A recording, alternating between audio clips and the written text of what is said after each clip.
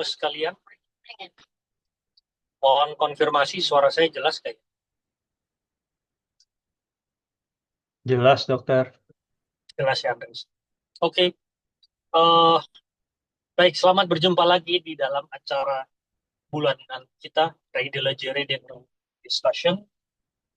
Nah, kita kali ini bulan purnama, tapi kok langitnya saja. Kita berjumpa lagi kali ini untuk membahas kasus-kasus seperti biasa, yaitu kasus-kasus foto polos ya, dari muskuloskeletal yang kita jumpai, yang kami di RSCM biasanya jumpai dalam dalam uh, pelayanan sehari-hari. Nah, memang ini udah episode yang ke-23, jadi bisa dibilang sudah cukup lumayan lama ya. Berarti kalau sebulan sekali, berarti nanti yang giliran berikutnya itu berarti udah 2 tahun. Acara ini bersifat bebas, ya, karena interpretasi foto polos itu kan juga sifatnya penting untuk diketahui oleh siapapun. Nah, dan memang dalam khusus muskuloskeletal ini, memang foto polos ini tantangan tersendiri. Karena dibandingkan dengan modalitas yang lain, seperti CT atau MRI atau PET, yang mana rata-rata itu sudah merupakan pemeriksaan yang lebih canggih dan lebih spesifik ya, dalam artian lebih lebih sudah lebih menjurus. Sementara di sisi lain, yang namanya foto polos itu lebih bersifat general, dan bisa multi interpretasi. Dan itu sebenarnya untuk muskuloskeletal dibanding dengan sub bidang lainnya dalam radiologi, untuk muskuloskeletal itu justru tantangan terbesar adalah di fotopolis. Nah, dalam hal ini kita ada narasumber. Selain saya sendiri, tentunya juga ada Dokter Tarika dan Dokter Alia yang merupakan staf dari uh, Departemen Radiologi FKUI yang juga dimeriahkan oleh 3 orang PPDS, Dokter Andreas, Dokter Nobri, dan Dokter Fatina pada sore hari ini. Kita akan ngobrol-ngobrol ya. Apabila dari hadirin sekalian ada pertanyaan, dapat menuliskannya di kolom chat atau di kolom Q&A ya, untuk nanti kita bahas di akhir dari sesi. Baik, untuk selanjutnya saya persilahkan kepada udah pada datang belum ya, Dokter Tarki udah ada tadi, dan Dokter Alia barangkali. Iya, iya, udah ada. Oke, thank you. Dokter Alia belum ada ya. Baik, nanti mungkin dia nyusul aja nggak apa-apa. Baik, saya persilahkan Dokter Andreas untuk memulai sesi kita sore hari. Silakan. Baik.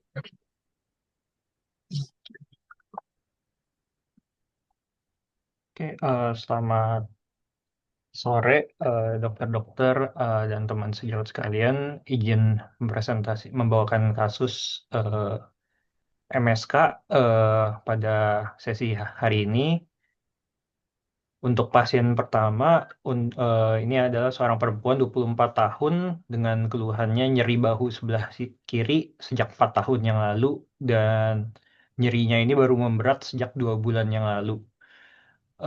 Pasiennya pertama kali merasakan nyeri itu dirasakan dengan rasa bengkak juga di sisi ketiak kirinya, dan berasa bengkaknya itu eh, membesar perlahan-lahan dari ukuran sebelumnya seperti gundu sampai membengkak ke belakang ke area bahu.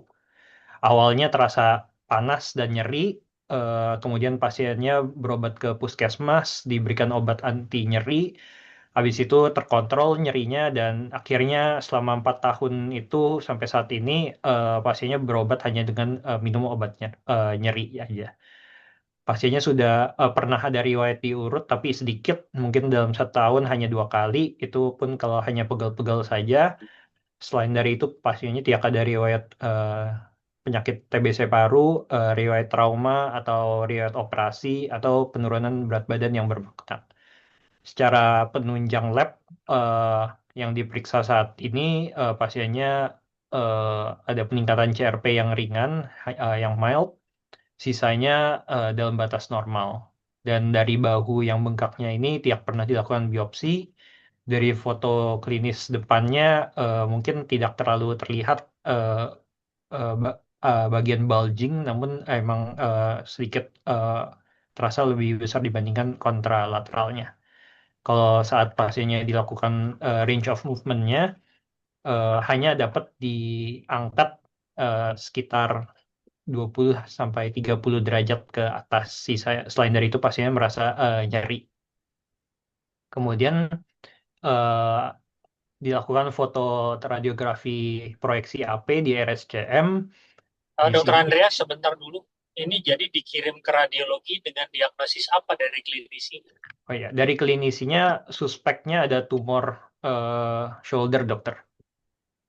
Tumor. Primary bone tumor shoulder.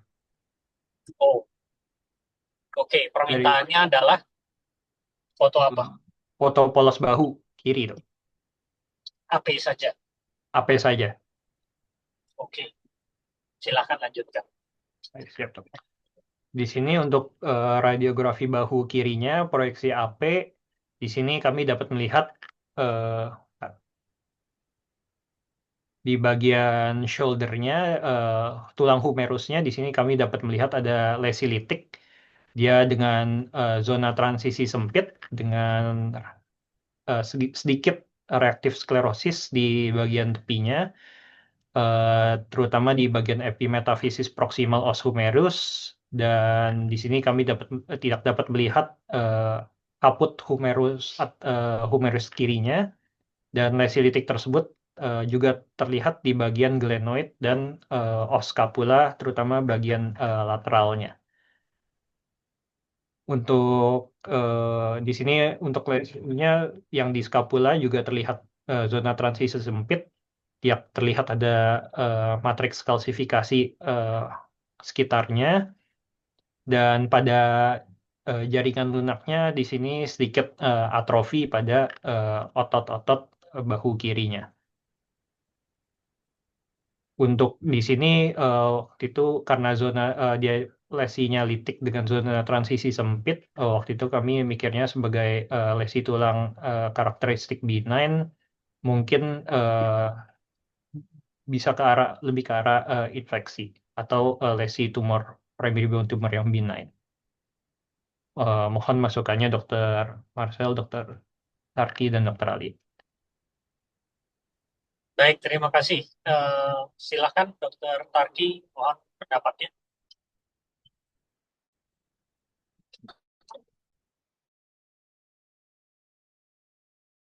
Ya, kalau lihat dari sini kayaknya memang kelihatan kayak ada litik ya. Jadi dia dua-duanya baik di sisi glenoid maupun di sisi apa kaput humerinya dia terlihat ada hasil litik, kemudian dengan selasihnya yang kelihatan kayak penyuntik kan, tapi penyuntikannya itu uniform, nggak seperti penyuntikan yang penyuntikan yang non uniform apa itu. Jadi kalau kita lihat dia penyuntikannya kayak sama gitu di seluruh sisi sendinya. Kemudian terlihat ada basilitik baik di daerah glenoid maupun di daerah cortex penerinya. Dan kalau kita lihat-lihat jaringan lemaknya juga kayaknya di daerah axillary recess dia kayak agak menebal ya. Eh, Klinisnya tadi apakah ada klinis ke arah demam atau ke arah apa gitu loh, jadikan dress atau sulit apa cuma benar-benar sulit digerakkan aja klinis sistem lain. Secara klinisnya, pertama kali pasiennya pernah ada rasa kemerahan atau bengkak, dok. Tapi itu sekitar 4 tahun yang lalu, dan 4 tahun ya. iya, dok. Oh, untuk ininya apa sistemiknya Untuk secara sistemiknya sendiri, pasiennya nggak ada keluhan lain sih, dok. nggak ada keluhan lain, cuma itu aja. Iya, dok. Hanya nyeri di bagian bahu kiri aja, Oke. dok. Ya, kalau melihat ini kayak ada silitik, kemudian penyempitan uniform, dan dia keluhan cuma di satu sendi itu aja ya. dan ada penebalan kayak ada kesuraman di daerah axillary recessnya. Saya masih kalau ngeliat kayak gini nih masih berpikir kenapa suatu mungkin inflamatori di satu sisi ya jatuhnya infectious. Gimana dokternya sih? Udah terlalu ya.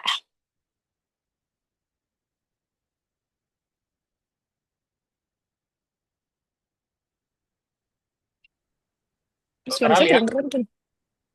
Dokter Alia udah datang belum ya? Dokter Andreas, Kalau ada? di Kayaknya belum ya. participants-nya Oh iya, belum ada. belum Oh, belum ada belum ada. Nah, ya ya, kira-kira gitu dong misalnya. Jadi kayak oke, oke, apa? Saya mikir-mikir jadi mikir-mikir karena infeksi gitu. iya, ya baik.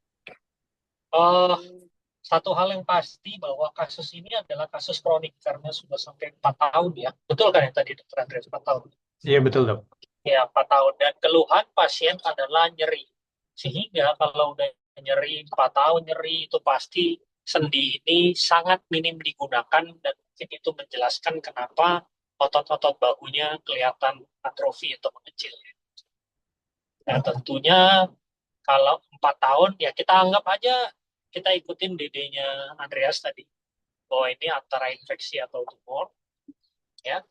Nah, tapi coba aja kita rule out satu-satu antara infeksi dan tumor. Seandainya kita anggap ini tumor yang sudah 4 tahun, jadi harusnya lesinya tentu sudah sangat besar ya, harusnya. Karena kan sifatnya progresif.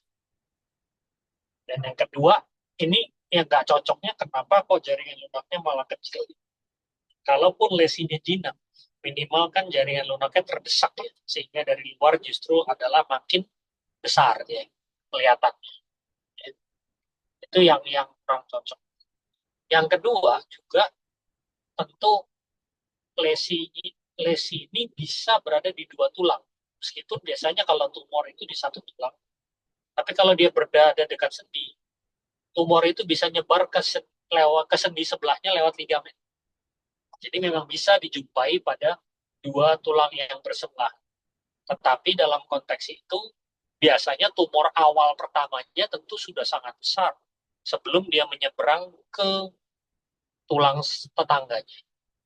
Sementara pada kasus ini itu kurang sesuai kelihatan karena perubahan yang kita lihat pada tulang humerus dan pada tulang glenoid scapula itu relatif sama secara ukuran dan derajat kerusakan. Jadi sih harusnya pada konteks ini pastinya ini adalah permasalahan sendi karena kedua sisi tulang yang sama tulang pada sendi yang sama mengalami kerusakan yang relatif serupa. Kalau ada kerusakan yang dimanifestasikan sebagai lesi litik berbatas tegas dan bisa berlangsung kronik, ya pastinya infeksi kronik ya menurut sains. Sederhananya begitu. Atau kalau mau kita mencoba inflammatory arthritis yang lain, misalnya, tapi kayaknya inflammatory arthritis sampai bikin lesi litik nggak lazim sih. Karena biasanya inflammatory arthritis itu diikuti dengan reaktif sklerosis. Jadi nggak murni litik saja, seperti pada kasus ini. Dan yang kedua, tidak membentuk batas yang geografik, batas tegas seperti pada kasus ini. Sementara infeksi justru makin kronik, makin batas tegasnya itu sangat bisa terjadi karena tulang normalnya akan berusaha membuat tulang baru untuk membendung kelainan tersebut. Yang tentunya kita sering kenal namanya sebagai involucrum. Jadi biasanya justru akan ada barrier sklerosis yang tegas, yang jelas. Dan ini kan bariernya cukup tegas sih kelihatan di batas. Jadi kelihatannya sih menurut saya harusnya infeksi, Dr. Andreas. Mungkin ada usulan Dr. Andreas imaging lanjutan apa untuk kasus seperti ini? Untuk kasus ini biasanya mungkin kita bisa saranin MRI bahu kiri dengan kontras. Apa yang diharapkan yang terlihat dari MRI bahu dengan kontras? Apabila dianya infeksi, kami mungkin dapat melihat gambaran septic arthritis atau mungkin abses gitu di antara sendi glenohumeralnya dan bone marrow humero sama scapulanya. Tapi kalau misalnya dia uh, lesi solid gitu dok, itu mungkin ke arah tumor dok. Hmm. Ya, dan biasanya itu harus kontras ya supaya kelihatan sinoviumnya enhance atau tidak ya. Nah, seandainya pada kondisi tidak ada MRI, opsi lain adalah Mungkin bisa pakai USG dulu dok untuk melihat hmm, fluid collection. selain fluid collection dari temuan USG apa yang diharapkan bisa mendukung? Kalau bisa penebalan kapsul sinovium, Betul, fluid collection sama erosi gitu dok di tulangnya mungkin dok. betul. Dan satu lagi Hmm, debris ini ya, debris. Jadi cairannya itu cairan kotor yang ada debris di dalam. Karena ini kan proses infeksi. Jadi infeksinya itu unlikely biasanya tidak lazim cairannya itu akan cairan jernih. Dan identifikasi adanya distensi kapsul sendi yang terisi cairan kompleks, kita sebutnya cairan kompleks. Itu sudah patognomonik juga tuh, untuk proses infeksi. Dengan catatan dia juga monoartikuler dan juga klinisnya juga mendukung dan laboratoris. Labnya mendukung ke arah mana? Dari data labnya apa? CRP adanya. CRP-nya meningkat sedikit dok. Meningkat ya. Tapi data lain belum diperiksa. Data lain udah diperiksa tapi dalam batas normal dokter. Kali-kali fosfatase, LDH, semuanya normal. Alkaloid fosfatase nggak diperiksa dok, tapi kayak leukositnya normal, LDH-nya masih normal dok. Hmm, oke. Oke, jadi kalau kita mengirimkan untuk MRI, anjurkan MRI atau USG, kira-kira mungkin itu yang kita akan harapkan untuk peroleh. Gimana, Dokter Tarki? Ada pendapat lagi? Ada pandangan lain? Atau tambahan? Kalau melihat kayak gini, terus modelnya infeksi kronik udah 4 tahun, rasanya terlalu lama aja. Mungkin yang harus kita pikir, yang harus kita pikir-pikir itu ya, kita pikir-pikir TB kali benar-benar salah karena kronik, terus dia apa erosinya di sentral kayak gini, ada penyempitan uniform, terus juga secara klinis konfirmnya sampai-sampai aja gitu, nggak ada sepsisnya, ada apa. Ini memang kalau dipikir-pikir, seumur-umur saya juga jarang loh ketemu yang infeksi non-TB pada MSK. Tarki Ya pernah? kita juara dua gitu loh, kita juara dua sedunia gitu ya, apa yang diharapkan gitu, karena kita juara dunia nomor 2, cuma kalah dari India. Ya, di negara maju mungkin yang udah sangat higienis dan sebagainya, TB itu bisa dibilang sangat jarang. Mungkin sama jarangnya dengan infeksi Bo- biogenik. Sehingga kalau ada infeksi, buat mereka heboh sekali. Wah, ini biogenik atau TB nih? Pasti langsung pusing. Sementara kita kan kebalikan ya. Kita justru biogenik jauh tertinggal dalam konteks incidence dibandingkan dengan TB. Jadi hampir selalu kalau kita lihat. Ada imaging lanjutannya nggak, Andreas? Dia punya imaging lanjutan tuh diambilnya 2 tahun yang lalu dok sebenarnya. Jadi eh, ada MRI dua Oh, ada tahun yang foto lalu. lama maksudnya. Coba lihat Oh, foto lamanya. ada dok. Foto lamanya 2 tahun yang lalu. Nah, apa yang kamu lihat di situ? Di sini saya melihat sama dok, ada lesi litik di sekitar glenoid rim, oskapula. Kemudian lesi litiknya juga terlihat di bagian dekat eh, greater tuberosity oshumerus. Dok. Ada semacam erosi di sana. Eh, Selain dari itu sebenarnya di sini kaput humerusnya juga udah nggak terlihat dok. Masih Namun di ada sini itu kayaknya. ada Meskipun dok. emang nggak normal sih, tapi masih kelihatan kan. Baik dok. Dan di sini Nah, udah ada penebalan jaringan lunak subkutis daerah axillary recess dok. oh iya.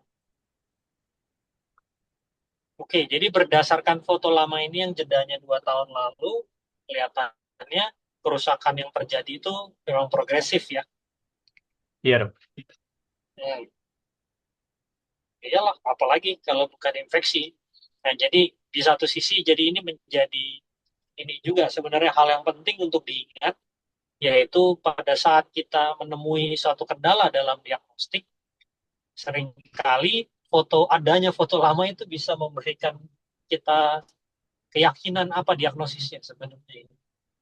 Kalau melihat model kayak gini, jelas tampilan pertama ini 2 tahun lalu gambaran tumor nggak mungkin begini. Di sini udah kelihatan ada litik di skapula, udah kelihatan litik juga dan erosi malah di kaputumeri. Ini bukan gambaran tumor. Tumor mah nggak seperti itu. Tumor dari dalam tulangnya tentu. Ini dari awal artinya sudah di dua, dua tulang berbeda dari satu sendi yang sama. Jadi artinya bukan penjalaran dari satu ke yang lain. Dua-duanya sama-sama kena. Oke, ada MRI juga katanya. Ada dok. Niko. Wah, gimana dokter Tarki komentarnya dengan MRI ini? Sebagai informasi Wow, tambahan. ini sih jelas ya infeksi kalau ngeliat MRI-nya karena kelihatan nih cairannya kompleks banget. Terus dia kayak apa ada bone marrow edema, terus kelilingnya juga dia edemnya, edemnya tuh lumayan luas. Nah ini tadi mungkin yang cairan yang di bawah sini ini nih yang kita kelihatan di apa? Kelihatan di daerah di fotopalasi sebagai penebalan di resesus axial. Terus kalau ngelihat ini dengan apa cairan kompleks banget kayak gini ya memperkuat loh infeksi. Ya, setuju. Nggak ada kontras ya, Dokter Andreas? Yang sebelah kanan ini kontras dok. Dia nggak ada stir dok. Kenapa? Ini kontras ya? Kontras yang sebelah kanan dok. Oh, jadi kalau kontras tuh sinovium sama granulasi kayaknya tuh ya. Iya dok. Iya. Jadi yang kiri sebelum kontras, kanan setelah kontras. Iya. Ya karena kronisitasnya itu ya. Jadi udah kayak granuloma kronik kurang kali ini. Nggak tahu. Oke, baik. Terima kasih, Dokter Andreas. Untuk kasus yang pertama, saya rasa mungkin cukup. Kita langsung lanjut kasus kedua. Selamat sore Dr. Marcel, Dr. Taki, dokter-dokter dan teman-teman sekalian. Izin untuk share screen kasus kedua.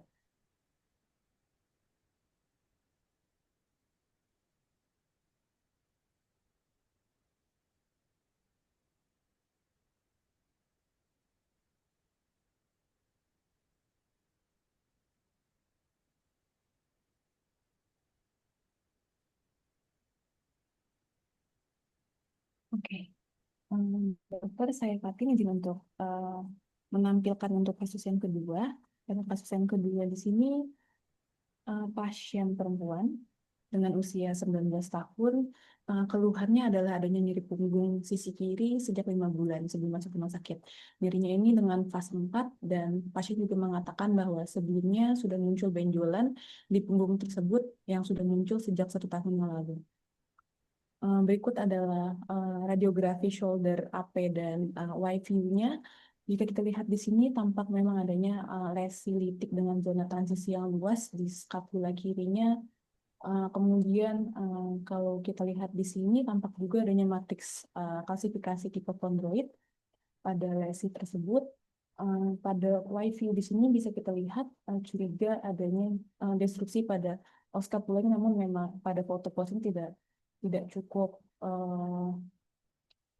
dapat memperlihatkan keseluruhan struktur skapulanya, namun curiga ada destruksi di sana.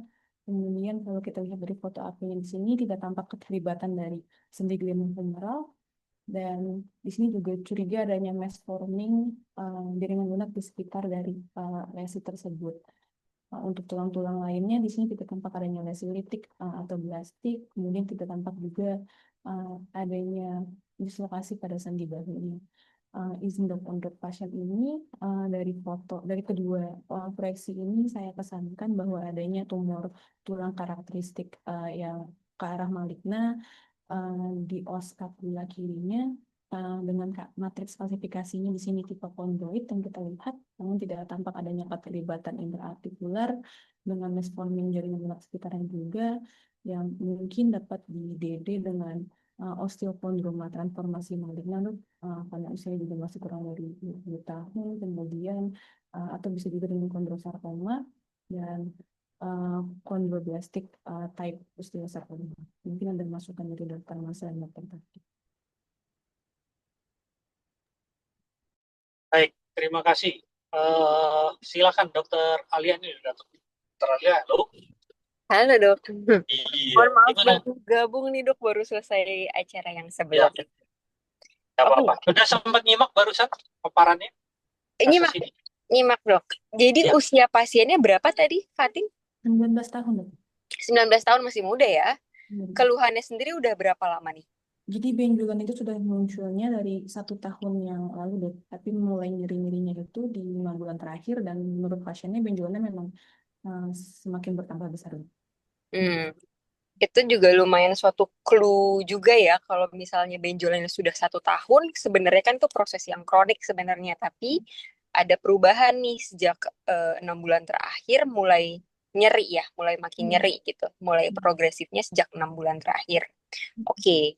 Kalau secara radiografinya sih memang untungnya kita ngelihat dari foto proyeksi lateral atau dari proyeksi Y-view juga ya, karena kalau dari AP aja lesinya kan sepertinya overlap nih, kita nggak bisa lihat dengan jelas asalnya dari mana. Tapi ternyata dari Y-view-nya kelihatan kurang lebih sentrasi lesinya dari skapula.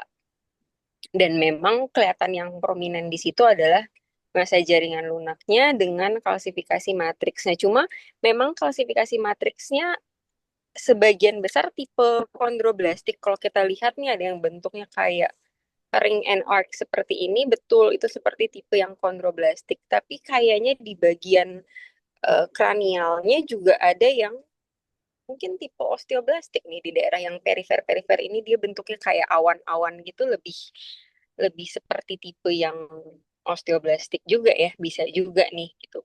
Dan kalau kita melihat lesi-lesi seperti ini, kemungkinan ya ini kan suatu lesi tumoral ya, berarti dari tulang. Tetap kalau mau mendiferensial diagnosiskan ya melihat secara usia dan lokasi. Kalau usianya masih remaja 19 tahun, terus lokasinya di tulang pipih, biasanya sih kalau mau bilang ke arah kondrosarkom agak jarang ya. Biasanya kan kondrosarkom itu predileksi usianya lebih tua, sekitar 30 sampai 40 tahun. Bisa jadi mungkin kalau untuk usia sekian, 19 tahun lebih sering osteosarkom sebenarnya, walaupun osteosarkom secara epidemiologi biasanya di tulang-tulang panjang, terutama daerah metafisis, dan memang ada klasifikasi matriksnya tipe yang osteoblastik biasanya gitu. Mungkin kalau dari dokter Tarki gimana dok? Ada masukan, ada pendapat lain nggak dok?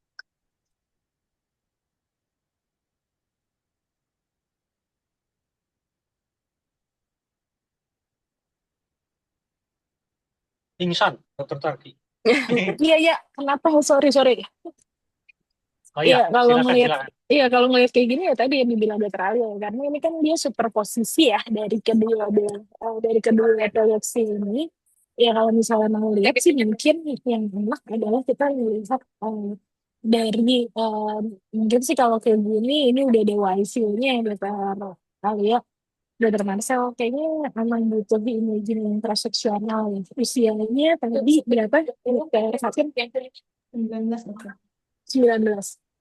Ya kalau misalnya Kondro umur 19 ya tentu kita berpikirnya ke arah ini kali ya, ke arah entah dia osteosarkoidlastik atau mungkin justru kondrosarkoma sekunder. Kira-kira yang gimana nih Dokter Marcel kalau ngeliat kayak gini kan dia kayak dari IQ-nya tuh kayak di pinggir-pinggir gitu ya, kayak di juksa vertikal gitu ya dari IQ-nya. Kayak Wah, masih apa maksudnya jadi kepikiran gitu loh. jangan kepikiran, terus stres.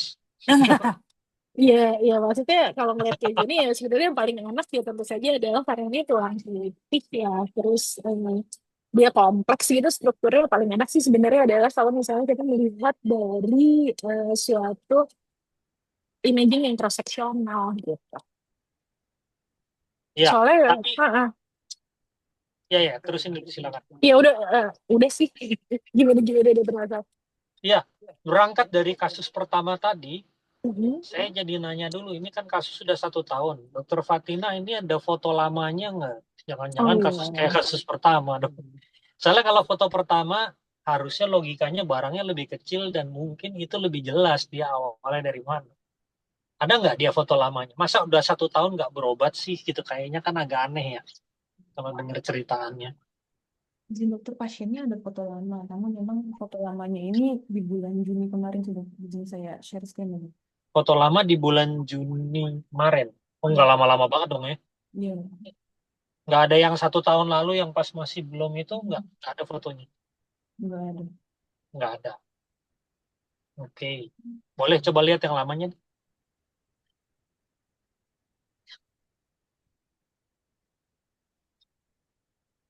Bisa di zoom. Oh, ini kayaknya sama aja ya. Beda berapa lama sih lamanya, Dokter Fatin? Juni itu. Ini loh, satu Juni. Hmm. Yang tadi yang paling baru. Yang paling baru itu di bulan Ini baru Agustus. Juli. 11 Balik Juli. lagi. Nah, yang baru itu 15 Juli, ini 26 Juni. Ya, ada sebulan kurang. Iya, nggak terlalu banyak. Balik yang ke yang tadi aja deh. Ini juga cuma satu proyeksi juga ya. Ini ada cuma satu proyeksi. Iya. Ya udah coba balik yang tadi lagi.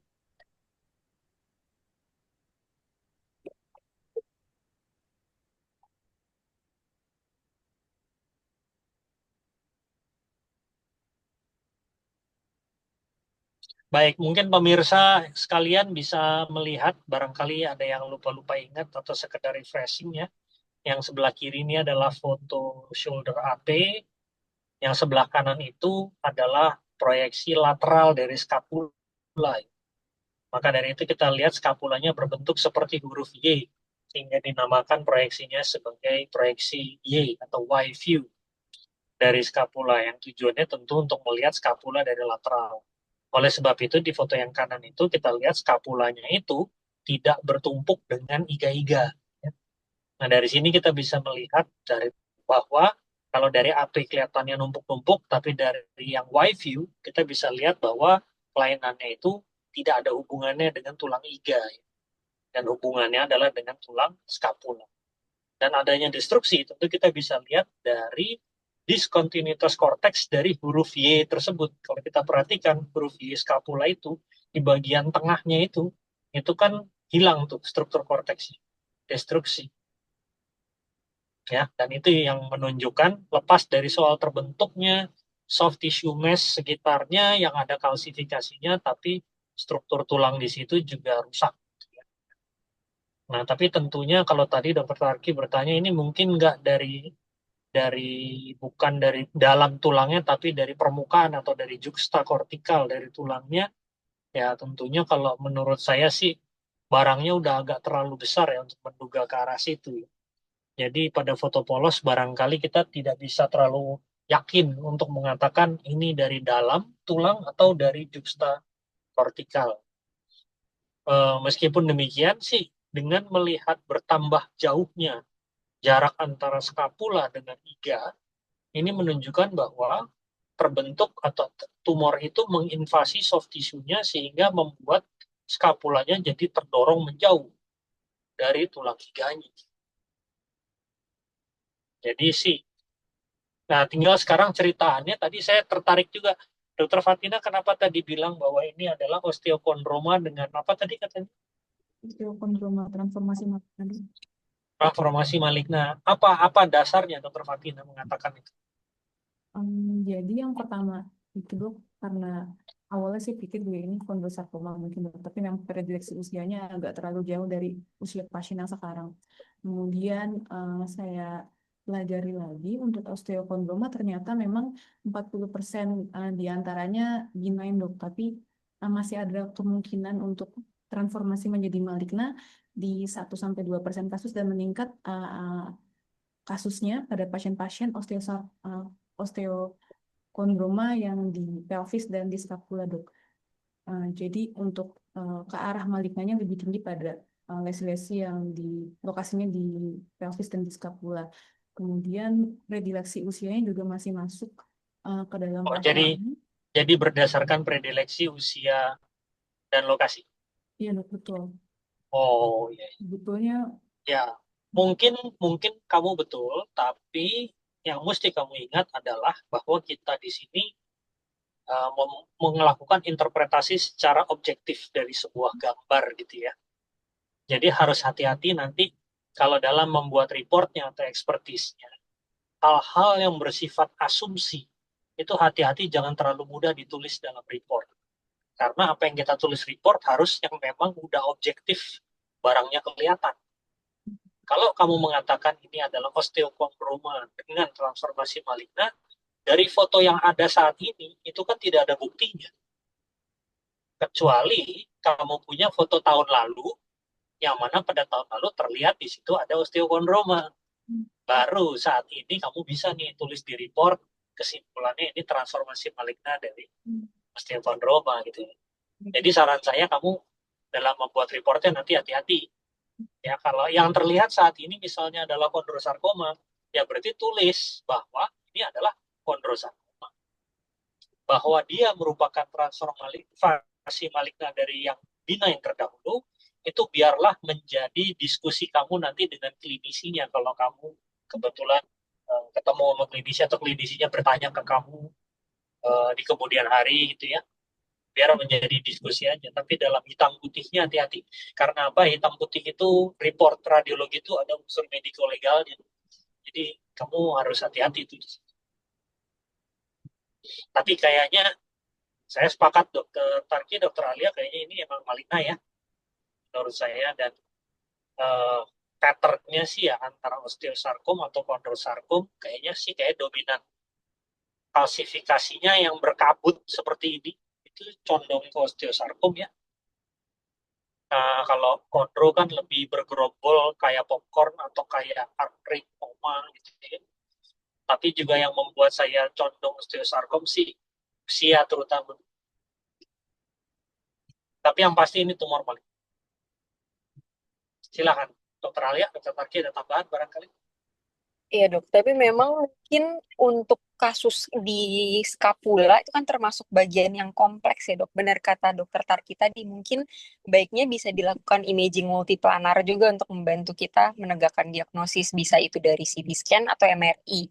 Kalau mau melihat struktur tulang dan matriks kalsifikasi tumoral sih, paling bagus mungkin dari CT scan ya dok, untuk memastikan dia bentuk kalsifikasinya ini apa sih, apakah osteoid atau kondroblastik tuh, matriks yang kondroblastik gitu, dan apakah memang dia ada penonjolan tulang awalnya kalau memang curiganya ini suatu transformasi maligna gitu. Mungkin lebih enak dilihat dari imaging yang multiplanar juga. Tapi yang jelas kalau secara radiografi saja, mungkin ya dengan segala keterbatasannya kita bilang ini adalah suatu tumor tulang maligna dulu, tapi tentunya harus dilanjutkan dengan modalitas imaging yang multiplanar. Mungkin seperti itu ya dok. Iya, tapi ya betul. Tapi memang ini kan foto polos dalam artian lebih kepada tahapan diagnostiknya. Sementara nanti bila ini diagnostik karena tumor, pastikan langkah selanjutnya adalah staging. Dan pada staging itu memang harus hukum imaging seperti MRI atau CT. Karena kita harus menentukan perluasan kemana, sehingga kalau ada pertimbangan opsi untuk surgery, surgeonnya tentu perlu tahu ini perluasan kemana, khususnya apakah dia melibatkan neurovaskuler terdekat di daerah tersebut gitu ya. Jadi sih, kecuali klinisinya bertindak di luar SOP ya, kadang-kadang itu bisa terjadi. Cuma kalau sesuai SOP sih otomatis harusnya sih dikerjakan itu, CT atau MRI. Oke, baik. Terima kasih. Kasus kedua, saya rasa mungkin demikian. Mungkin kasus ketiga, saya persilakan.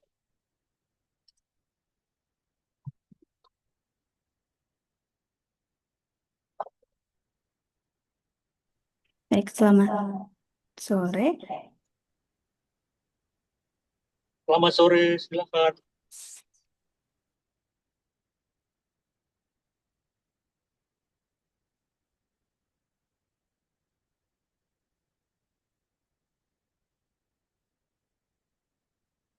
Untuk kasus yang ketiga, dokter izin saya Nofri.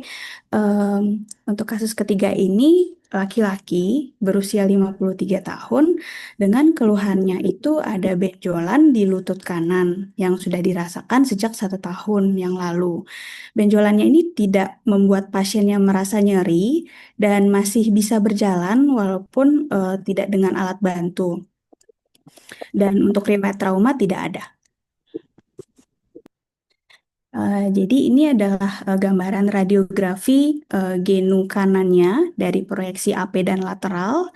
Jadi di os fibula kanannya, di epimetafidiafisis proksimal os fibula kanan, kita bisa melihat adanya lesi litik dengan zona transisi yang sempit, soliter. Di dalamnya ini tampak trabekulasi. Dia curiga atau mungkin juga sudah melibatkan intraartikular dari sendi tibiofibular proksimal. Lesinya ini tampak ekspansil dan tampak menipiskan korteks-korteks tulang di sekitarnya dan juga tampak mendesak dari jaringan lunak di regio cruris proksimal. Kalau dilihat diperbesar di sini kita tidak melihat adanya reaksi periosteal dan juga tidak tampak klasifikasi matriks di intratumoralnya.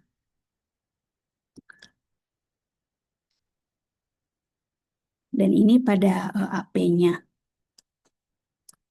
Dengan gambaran yang demikian, saya menyimpulkan ini adalah suatu tumor tulang dengan karakteristik yang agresif lokal di epimetafisis proksimal os fibula kanan yang juga sudah melibatkan intraartikular sendi tibiofibular proksimal kanan.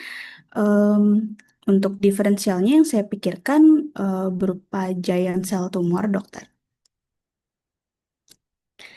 Mohon masukannya, dokter-dokter. Terima kasih, dok. Baik, terima kasih. Saya persilahkan Dr. Tarki atau Dr. Alia, silakan pendapatnya.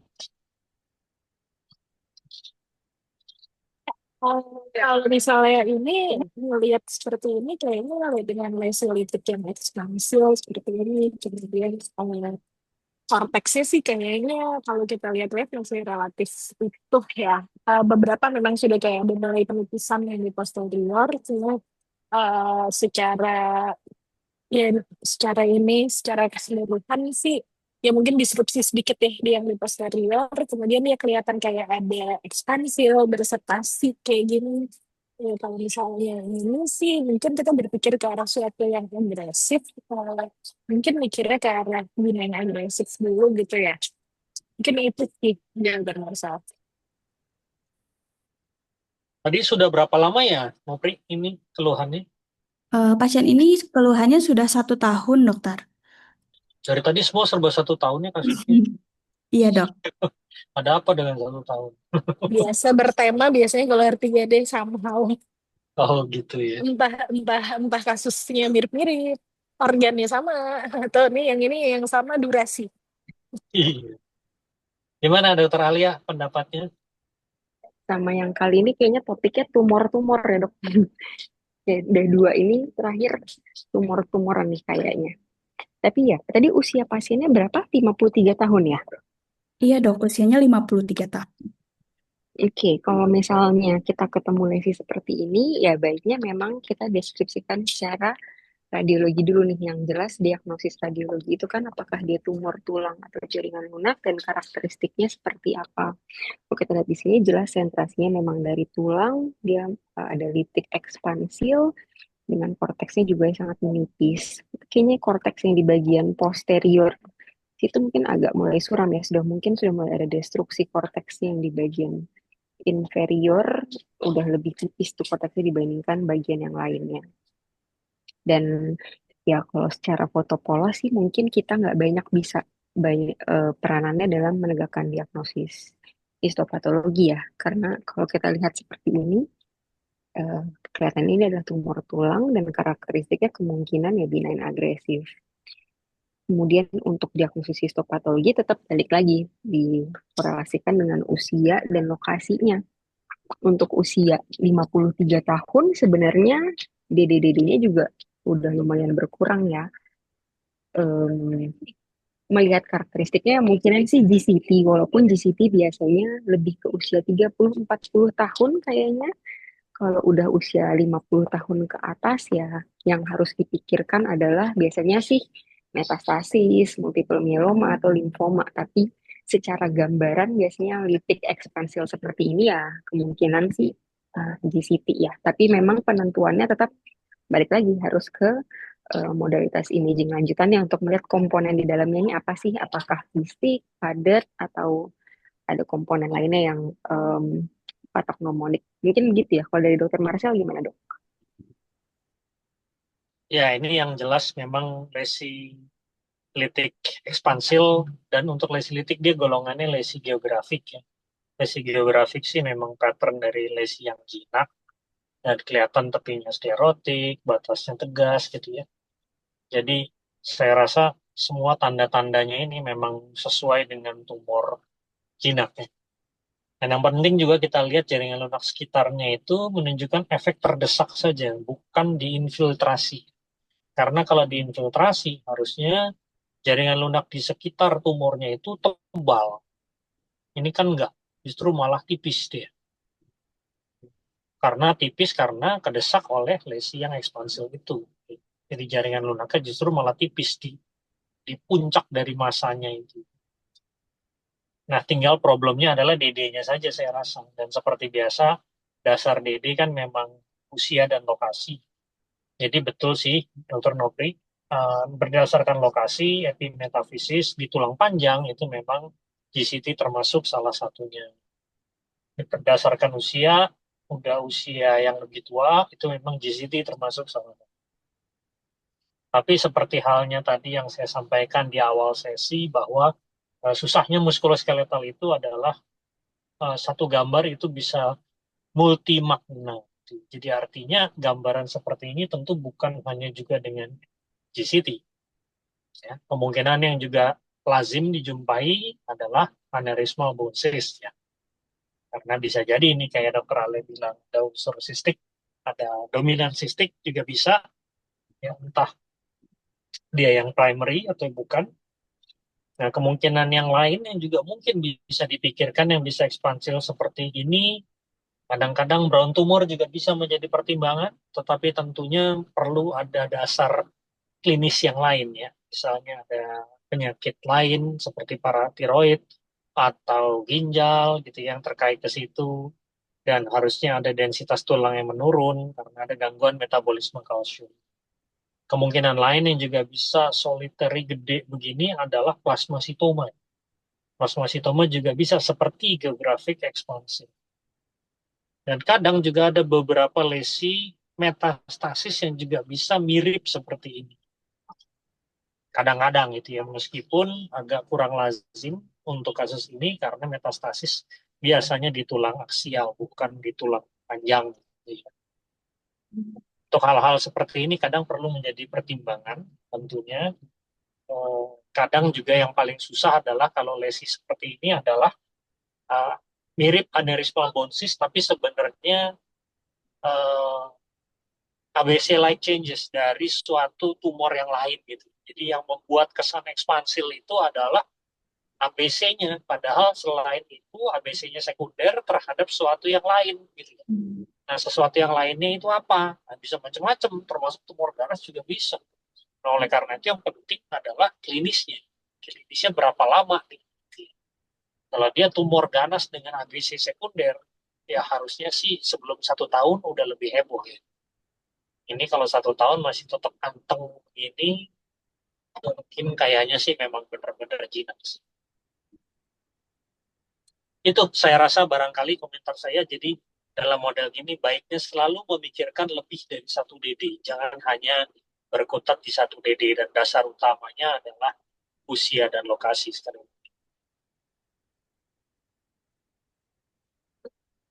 Ada tambahan lagi, Dokter Tarki atau Dokter Ali? Ya, setuju sih kalau misalnya tadi ya, tapi ya memang kalau misalnya dari foto polos, memang kita nggak bisa memikirkan yang sekunder-sekunder ya, ABC itu kan. Ya tetap kita pastilah kita harus mencari komponen padat gitu ya untuk menunjukkan apakah ini memang ada premium yang lain gitu.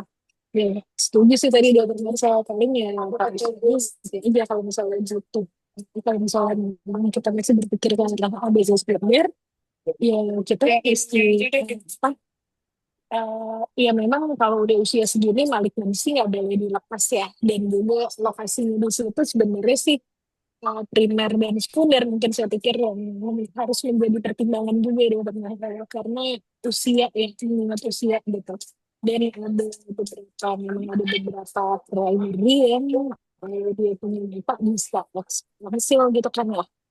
Ya mungkin itu sih tambahannya, sama kalau misalnya memang kita mau ini tentu saja dengan MRI mungkin akan lebih kelihatan gitu komponen agresif sebenarnya membuat dia terlihat ekspansi seperti itu. Ya, berarti wajib MRI dan nomor 2 wajib dibiopsi. Dari belakang enak ya. Tapi kadang-kadang di lapangan kan kadang-kadang suka ada aja yang surgeon yang tangannya gatel belum di MRI di biopsi langsung di Nah, itu. Ini cuma iya sebenarnya kan juga kita biopsi juga ini ya, dokter Alia. Mungkin kalau dokter Alia masih ingat yang kita sudah belajar dari pengalaman yang sangat mahal sekali bahwa biopsi itu ya kayak yang ribet kadang-kadang karena harus menyesuaikan dengan bidang plan operasinya mereka nanti. Iya tuh mungkin dokter Marcel kalau ngeliat dari sini sih sebenarnya wah dari posterior enak tuh, tapi yang harus dipertanyakan adalah mereka mau buka dari mana, karena kadang-kadang itu yang pada akhirnya menentukan arah biopsinya. Iya. Oke, baik. Terima kasih. Dari Dokter Nopri, apa Dokter Fatin atau Dokter Andreas ada yang mau ditanyakan terkait kasus-kasus kita ini?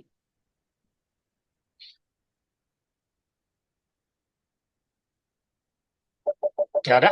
Baik, kalau nggak salah ada satu kasus request dari member Jakmus yang mau dibahas. Apakah udah didapat kasusnya? Dapat dok. Ya, boleh ditayangkan silakan.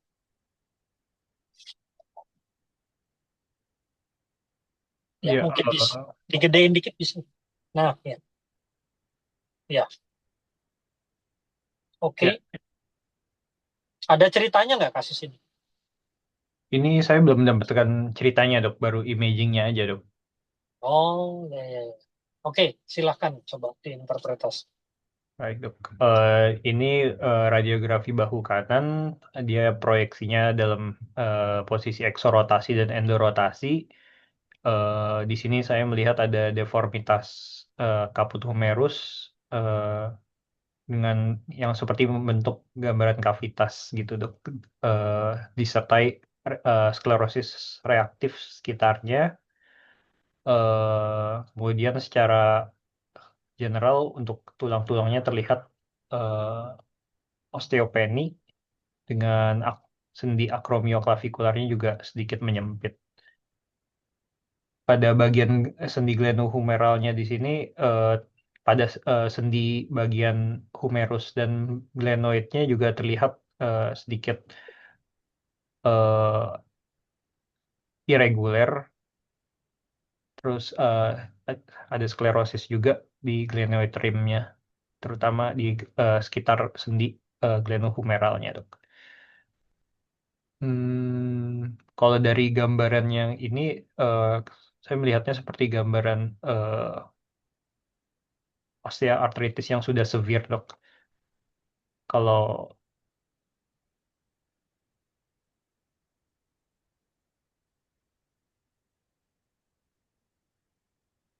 ya, sekian dokter kalau dari tidak mengetahui klinisnya.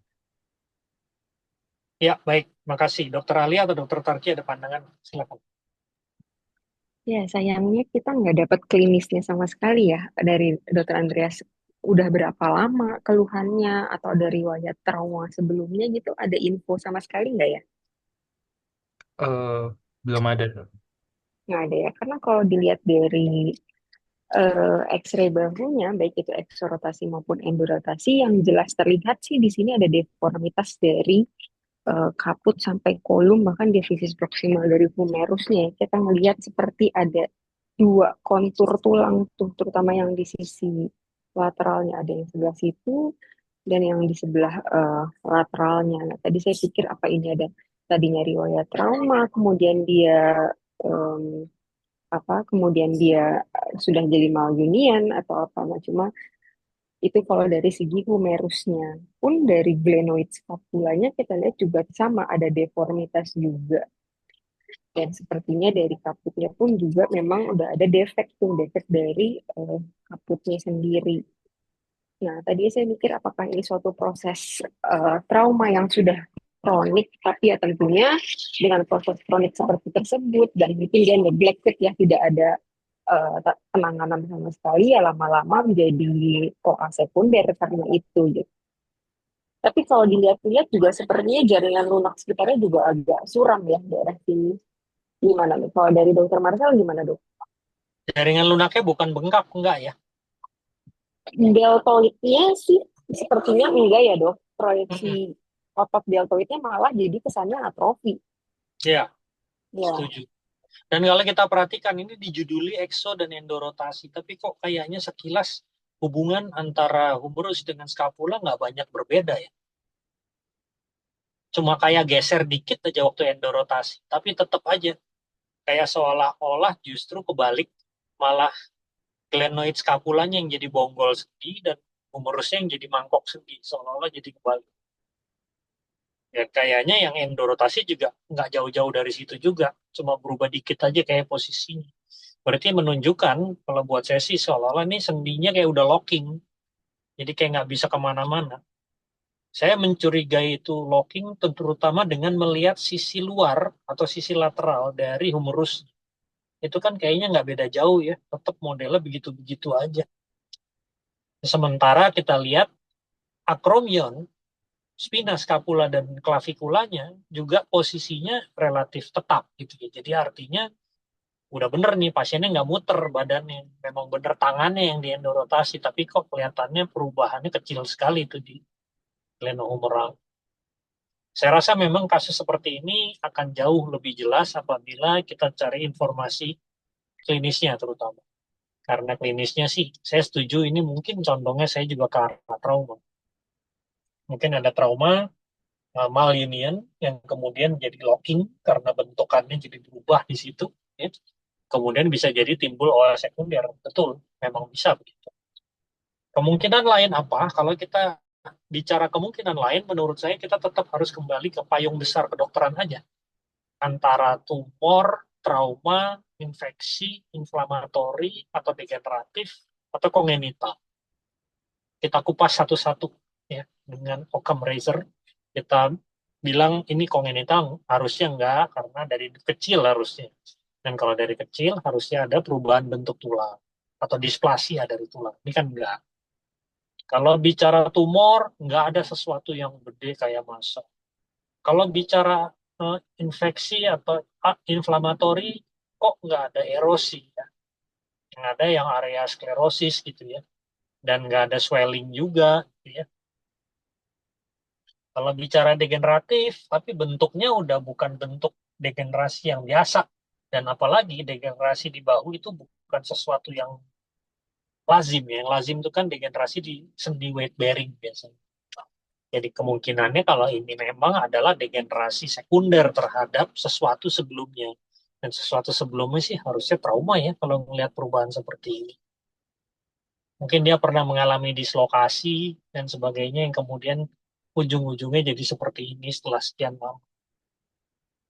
Itu sih pendapat saya. Dokter Tarki mungkin ada pandangan berbeda, silakan.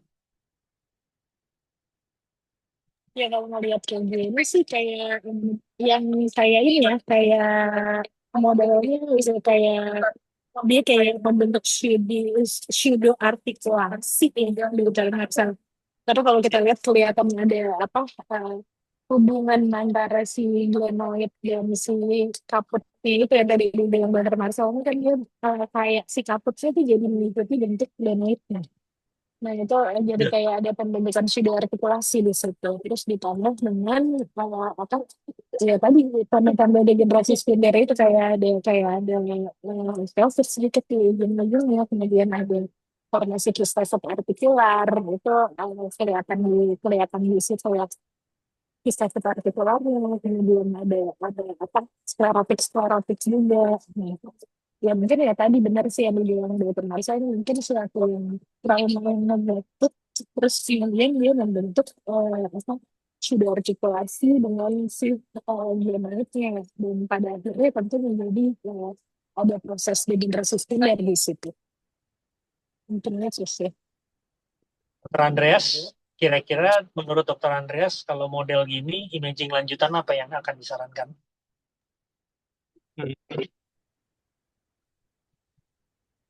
Kenapa? Mungkin kalau saya mungkin CT scan bisa dulu dok buat melihat apakah sudah ada formasi kalus fusi atau enggak dulu dok. Ya, setuju saya, tapi mungkin tujuannya bukan hanya itu ya. Tapi lebih kepada karena informasi fotopolos yang ada ini lebih seperti adanya suatu deformitas tulang. Dan kalau kita mau menilai tulang memang paling bagus pakai CT, udah gitu CT juga cepat, lebih mudah laksana, apalagi pasiennya orang tua kadang-kadang suka berkeberatan di MRI ya. Jadi sih ya, dan scapula dan glenohumeral joint itu memang tergolong sendi kompleks, jadi pasti tentunya CT menjadi andalan utama. Yang jelas kasus kayak gini kayaknya ultrasound enggak deh. Saya nggak yakin akan banyak informasi kalau dari ultrasound. Silakan Dokter Alia atau Dokter Targi mungkin ada komentar terakhir sebelum kita tutup. Dari saya cukup sih dok, kayaknya memang eh iya utamanya sih sebenarnya satu klinis dan yang kedua untuk tulang-tulang yang kompleks ini memang ya baiknya disupport dengan imaging multiplanar juga ya. Baiknya mungkin CT scan kalau untuk melihat struktur tulang dan sendi. Iya, setuju ya. Oke, baik. Terima kasih Dokter Andreas untuk kasusnya dari sumbangan dari Jakmus member. Kalau nggak salah ini sumbangannya dari Dokter Rumuat Samuel ya. Terima kasih Dokter Samuel dari Rumah Sakit Mayapada kalau nggak salah. Udah jadi bos di Mayapada. Bentar lagi saham rumah sakitnya dibeli. Baik, terima kasih sekali lagi untuk semuanya atas kehadirannya pada sore hari ini. Kita ada bahas 4 kasus total di malam bulan purnama yang romantis ini. Kita akan berjumpa lagi nanti pada Studium Generale 2 minggu dari sekarang pada bulan Mati. Dan tentunya discussion group yang bulan depan adalah yang edisi ke-24 alias 2 tahun sudah. Kita ada gawean seperti ini, ya mungkin bulan depan harus ada potong kambing kali ya. Ntar kita cari deh kambing virtual. Baik, Dokter Tarki, Dokter Ali ada yang mau disampaikan barangkali ada pengumuman atau gimana? Selamat berweekend aja dok. Boys, luar biasa. Nggak ada tambahan. Ya, pokoknya stay tune aja lah untuk nanti ini yang berarti apa buat nanti pas bulan mati pas new moon. Ah ya, ya. Oh ya, ada informasi tambahan bahwa nanti jangan lupa bagi hadirin pemirsa sekalian yang berminat muskuloskeletal, jangan lupa di akhir September ada Pit Prami di Surabaya. Jangan lupa nanti untuk mendaftar ya. Di sana ada lebih banyak seru-seru lagi pastinya kasus-kasus yang menarik juga. Bisa mendaftar secara online langsung ya lewat www.prami.org.